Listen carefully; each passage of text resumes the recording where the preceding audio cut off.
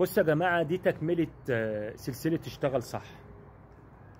طبعا قبل زيادة البنزين كنت أنا قبل كده عملت لكم فيديو وقلت لكم ما تبصوش على الريحة أقل من 100 جنيه.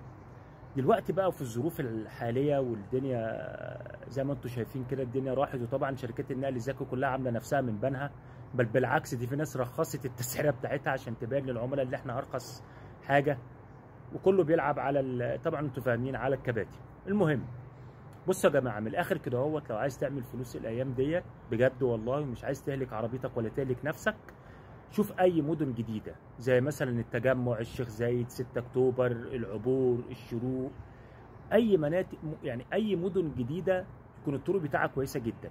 وحاول انت تاخد الرحل الصغيره، يعني من اول 35 ل 50 وانت ماشي، عملت لك 10 رحل 15 رحله كل يوم 100 100 زي الفل، مش هتهلك عربيتك. دي اول حاجه، وتاني حاجه مش هتعد كيلومترات كتير وهتوفر بنزين وهتلاقي نفسك مرضي زي الفل. تمام. طبعا يعني الكلام دوت لناس معينه، اما الناس بقى اللي معاها غاز وعربياتها غاز وبتحرق، احرق يا حبيبي وربنا يوسع عليك. تمام. اما طبعا الناس التانية اللي هتقول لك ليه ما نشتغلش في المناطق الشعبيه، يا حبيبي مش هينفع تشتغل في المناطق الشعبيه لكذا هدف. اول حاجه المناطق الشعبيه يعني ايه؟ عشان تاخد رحله ب 50 جنيه ولا ب 30 جنيه ولا ب 35 جنيه، انت هتطحن في الشوارع اللي زي الفل.